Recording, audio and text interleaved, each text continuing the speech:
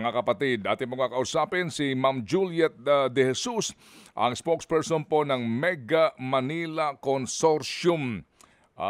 Ito ho yung mga ilan po sa mga operators ng bus sa Metro Manila. Magandang umaga po sa inyo, Ma'am Juliet De Jesus.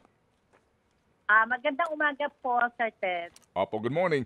Memorandum Circular Number 2024-040, ito po yung sinasabi na pag-oobliga sa lahat po ng mga drivers at konduktor ng mga bus, truck, etc. Basta ho may prangkisa from LTFRB at ang simula daw po nito sa Metro Manila, uunahin daw po muna ang mga truck at ang mga bus. Ito ho ba inyo pong napag-alaman na at kayo ba'y nakonsulta?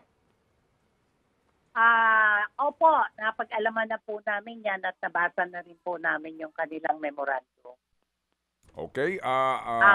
Alam niyo po ba ang detalye po nito, ma'am? Ang binabanggit po ng LTFRB, obligasyon po ito ng lahat ng driver at konduktor at ang minimum na babayaran po para sa sinasabing seminar ng mga accredited driving schools ng LTFRB ay 2,000 pesos. Opo.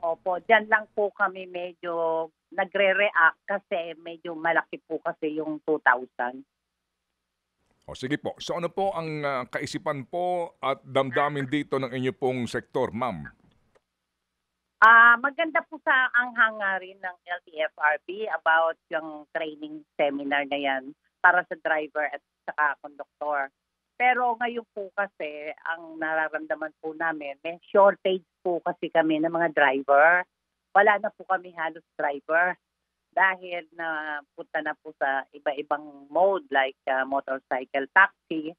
Saka po yung mga iba na wala na talaga. Hirap po kami talaga sa driver ngayon. Ngayon, ang gusto lang po sana naming mangyari, imbis na yung aming mga matatagal na driver na maayos naman, sana ang maging hangarin po nitong seminar na to, yung mag-produce po ng mga bagong driver para makatulong naman po sa mga operator. Opo. Gaya po din, opo, yung po kasing counterpart ninyo sa mga trucks naman, yung CTAP, ano po, ganun din ang kanilang concern.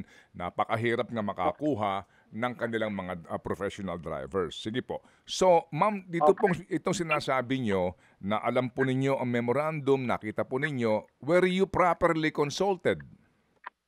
Hindi pa po masyado Parang in-invite po kami ng LTFRB. Kami po yung una yung city bus operators. Tapos medyo present po ni Chairman Guadis na kailangan magkaroon daw po ng konting training ang mga driver, lalo na po yung anger management, yung stress po ng mga driver. Maganda po sana yung hangarin nila, pero yung pong guidelines nun, how they will do it, ngayon pa lang po namin nalaman na meron po pala kaming babayarang 2,000. Medyo malaki po yun. Para sa amin, hindi naman po kayang bayaran ng driver at ng konduktor. Ang magbabayad pa rin po, operator. Medyo ngayon po kasi ang operation namin, Sir Ted, hindi po kagaya nung panahon na walang COVID na maganda po ang kita. Ngayon po medyo mahirap po kumita. Unang-una na nga po, kulang kami sa driver. Tapos yung aming mga ruta, hindi po ganun ka-viable para kumita kami, para isa yan sa aming pagkakagastahan. At dito po, hindi lang po driver pinag-uusapan, Ma'am Juliet, pati po konduktor. Opo.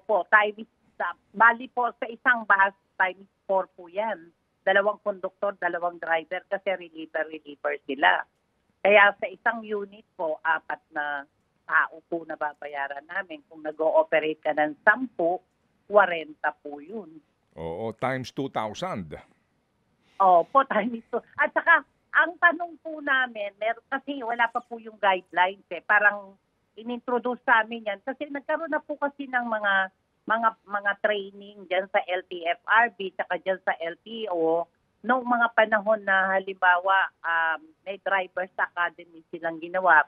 Ito po yung old administration. Lahat po naman kami nag-seminar doon, pero ang hindi nga po maganda rin sa seminar na yon, one time. One time lang po yung ginawa na by schedule ng company.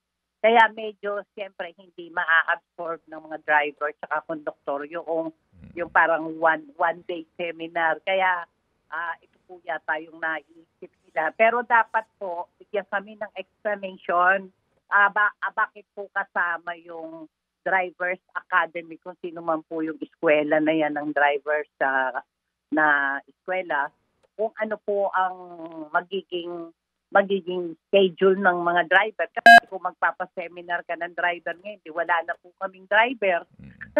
Opo, Wala opo. na pong mag-ooperate ng sasakyan. Kaya sana magbigay naman po sila ng parang guidelines po na talagang susundan ng mga bus operator para makita po namin ang paano namin magagawa yan. At saka, ang hinihiling ko lang po, Sir Ted, sana kung meron pong maganda po yung adhikain ng LTFRB about this para magkaroon naman ng disiplina na maayos ang mga driver, konduktor. Ang sana hinihiling ko, kung ito po ay talagang gusto ng gobyerno na maging isang magandang proyekto para sa transport, sana gobyerno na lang po, wag na po kami sana singilin. Okay lang po sana na sila na yan ang sumalo nung bayad kung paano po para maging hawa naman po para sa lahat. Opo, kumbaga po, mag-subsidy ang gobyerno sa adhikaing ito, sagutin na ng gobyerno para po wala na kayong dagdag na gastos, no? Yan po ang inyong panalangin, yan po ang inyong wish, yan po ang inyong prayer. Pero, ma'am, sabi po ng inyong counterpart sa tracker as in totally wala sa kanilang konsultasyon. Kayo po, kailan kayo nakipag-usap kay Chairman Guadis at yung bang pag-uusap na yon as in consultation na ba yon? Kasi nga, kayo'y nagulat na lamang at eto po yung memorandum at detalyado na. Hindi po, actually isa po yan sa agenda nung nagkaroon po kami ng meeting kay Chairman Guadis na meron po kaming mga ibang topic na diniscuss. Tapos isa po yan sa agenda ni Chairman Guadis. Yan po yung pinakahuli na there will be a Drivers Academy kasi ganito. First time lang po yun, and then after that wala na po. Nagkaroon na po ng memorandum. So, lahat po ng mga, even provincial po, nag-aaral sila kung ano ba talaga, bakit merong payment. Kasi yung payment po is a big problem to everybody. Opo, yun ang concern din po ninyo. Si Ma'am Mary Zapata ay nagtataka daw siya, bakit naman daw ang pinag-uusapan natin dito ay competence ng driver, no? At saka ng konduktor, sa magandang adhikain nga ito, pero bakit daw LTFRB? Kasi dito po, yung LTFRB ang magbibigay ng accreditation sa mga driving schools na siya magse-seminar sa inyong mga drivers at mga konduktor. Doon po sa aspetong yon, di ba kayo nagtataka? Parang medyo... alam ko po kasi sa mga training, si ano po yan si LTO, di po ba? Mm-hmm. Kasi pag nagkakaroon po kami ng aksidente, eto po, nagkakaroon po ng redundant kasi yung mga training na yan. Pag halimbawa na aksidente yung isang bus, so magkakaroon ng show cause, magkakaroon ng suspension sa operator. Ngayon, one of the requirements is magkaroon ng seminar sa LTO sa mga driver na involved. Ngayon, pag isa po yan, pag hindi kami nag-comply dyan, hindi po malilip yung suspension namin sa LTFRB. Kaya medyo hindi ko rin po mabigyan ng reaction why si LTFRB po ang talagang nag-focus dyan. Hindi ko na po masabi sa inyo kasi siguro ang naisip lang namin nung panahon na nandyan po kami na nagme-meeting yung concern. Pero hindi po kasi nabanggit na magbabayad kami at saka sa driving school gagawin. Yung scheme po kasi hindi namin naintindihan noon kasi hindi naman in-explain pa nung panahon na tinawag po ang city operators. Okay, sige po. So ma'am, ito lang po, no? Ito pong counterpart ng mga truckers, ang kanilang suggestion nga, mas makakatipid raw sila bilang tulong na rin sa gobyerno, no, kung bibigyan sila ng mga taga-TESDA, no, na siya magse-seminar at bahala na rin po yung company o sa kanilang mga drivers mag-schedule nito, kumbaga, para wala na pong as in driving school na pupuntahan, yung taga-TESDA ho ang magtuturo, magre-refresh sa kanila, and then magbibigyan ng certification. Yun po ang kanilang suggestion po dito, pinakamainam daw na kumbaga win-win solution, ano? Mas menos yung gastos. Maliban na lang doon sa oras po ng driver, di ba, na i-google dito, importante naman ito. Kayo po, anong tingin niyo po dito maliban doon sa subsidy na pupunta naman doon sa mga driving school sa kukunin po ng LTFRB? Ganun po din yung aming thinking na yung TESDA naman po talaga is willing to help us by company that schedule. Noong pa po yan, hindi pa po ngayon. Noong pa sinasabi na sa amin yan, and then meron lang pong bayad yung speaker, kung sino man po yung meron din po kaming, kasi merong trainer-trainee dati nung pa po yun, nung before COVID. So pinapatraining ng mga malalaking company, and then yung mga na-training na pwede na, sila naman yung nagte-training sa mga kakapwa operator na maliliit para po same training din po ang ginawa ng TESDA.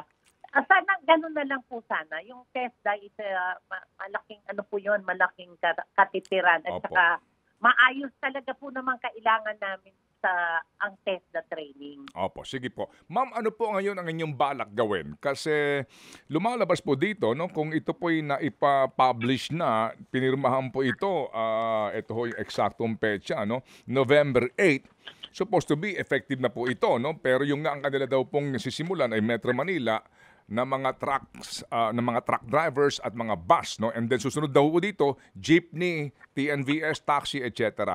Ngayon po, ano ang balak niyong gawin para po maipaabot dito ho kila chairman at siguro kay Secretary Vince Dizon itong inyong sentimiento? Siguro po baka sumulat po kami kay Sir para explain yung side ng mga reaction ng mga iba-ibang operator. Baka makonsider naman po yung magiging proposal namin dahil at this point in time, talaga naman po medyo hindi po lucrative ngayon ang pag-ooperate sa city operation po. Opo. So susulat kayo ng formal kay Secretary Vince na diretso? Hindi po. Siguro kay chairman muna kasi siya po yung nag-ano sa amin.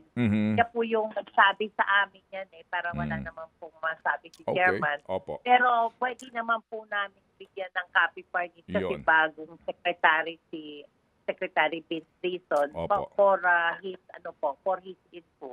Okay, sige po. So ma'am, kami po hingi ng kopya ng inyong pong liham at kami po inyong kaisa dito po sa ating adhikain nito. Wala tayong tutol sa magandang misyon nito, sa kanya pong ganda ng kanya pong adhikain. Doon lang tayo nagkakatalo sa dagdag gastos. Ano po? Yun po lamang yun. Opo. Okay, sige po. Tama po, Sir Ted. Tama sige. po.